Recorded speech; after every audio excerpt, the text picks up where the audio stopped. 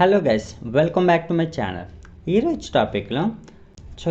టాపిక్లో bath, scold, bring ఈ మూడింటిని యూజ్ చేసి డిఫరెంట్ సెంటెన్సెస్ ఎలా చెప్పాలో ఈరోజు టాపిక్లో మీకు క్లియర్గా ఎక్స్ప్లెయిన్ చేస్తాను. నేను స్నానం చేస్తాను అంటే వేరేలా చెప్పాలి, నేను స్నానం చేశాను అంటే ఒకలా చెప్పాలి, నేను స్నానం చేయాలనుకుంటున్నాను అంటే ఇంకోలా చెప్పాలి. సో ఇలా డిఫరెంట్గా మాట్లాడుతూ ఉంటాం కదా. సో అలా డిఫరెంట్గా ఎలా బ్యాత్ని యూజ్ చేసి మాట్లాడాలో ఈరోజు టాపిక్లో మీకు క్లియర్గా ఎక్స్ప్లెయిన్ చేస్తాను. సో ఫస్ట్ వచ్చేసి బ్యాత్ గురించి చూద్దాం. సో బ్యాత్ అంటే ఏంటి? స్నానం చేయడం. సో బ్యాత్ని యూజ్ చేసి కొన్ని సెంటెన్సెస్ చూద్దాం. ఫస్ట్ వన్, నేను ప్రతిరోజు స్నానం చేస్తాను. దీన్ని ఎలా చెప్పాలంటే I take a bath everyday. అంటే నేను ప్రతిరోజు స్నానం చేస్తాను అని. ఇది ప్రజెంట్ సింపుల్ అనమాట. సో డైలీ యాక్టివిటీస్కి మనం ఇలానే చెప్తాం, ఓకేనా? ఐ టేక్ ఏ బ్యాత్ అంటే నేను స్నానం చేస్తాను అని. నేను ప్రతిరోజు స్నానం చెయ్యను అనాలి. దీన్ని ఎలా చెప్పొచ్చు? I don't take a bath everyday అంటే నేను ప్రతిరోజు స్నానం చెయ్యను అని. నెక్స్ట్, నేను స్నానం చేశాను. దీన్ని ఎలా చెప్పొచ్చు? ఐ టుక్ ఏ బ్యాత్ అంటే నేను స్నానం చేశాను అని. నేను స్నానం చేయలేదు అంటే ఎలా చెప్పాలి? I did not take a bath అంటే నేను స్నానం చేయలేదు అని. నేను స్నానం చేయాలి ఇలా కూడా అంటూ ఉంటాం కదా. దీన్ని ఎలా చెప్పొచ్చు? I should take a bath అంటే నేను స్నానం చేయాలి అని. నేను స్నానం చేయాలనుకుంటున్నాను. దీన్ని ఎలా చెప్పొచ్చు? I want to take a bath అంటే నేను స్నానం చేయాలనుకుంటున్నాను అని.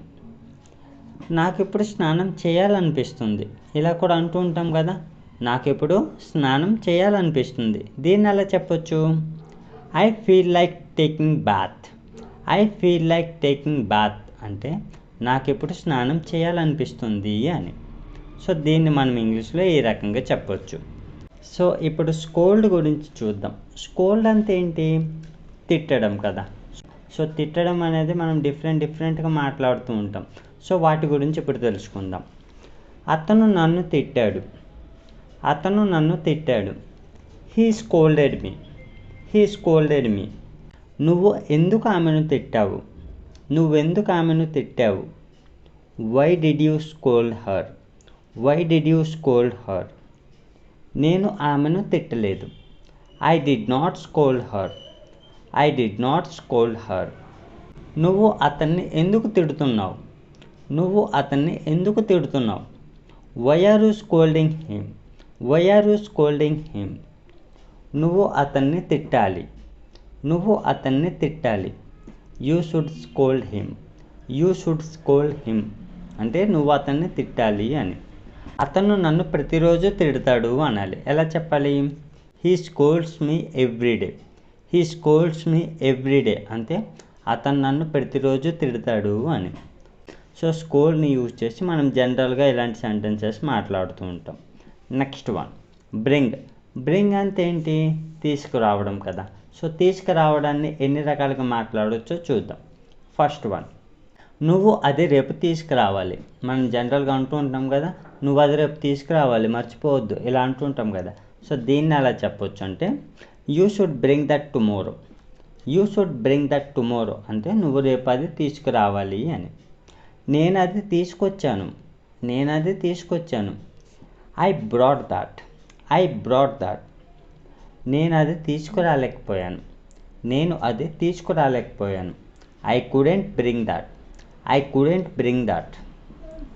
నేను అది తీసుకురాలేదు. I didn't bring that. నువ్వు అది ఎందుకు తీసుకొచ్చావు ఇలా కూడా అంటుంటాం కదా. సో దీన్ని ఎలా చెప్పొచ్చు అంటే why did you bring that అంటే నువ్వు ఎందుకు అది తీసుకొచ్చావు అని. అది తీసుకురావద్దు. దీన్ని ఎలా చెప్పొచ్చు? డోంట్ బ్రింగ్ దట్ అంటే అది తీసుకురావద్దు అని. So that's all friends. So ఇలాంటి సెంటెన్సెస్ యూజ్ చేసి మన డైలీ లైఫ్లో సింపుల్గా మాట్లాడవచ్చు. సో మీకు ఈ టాపిక్ యూస్ఫుల్గా అనిపిస్తే లైక్ చేసి సబ్స్క్రైబ్ చేయండి. Thanks for watching.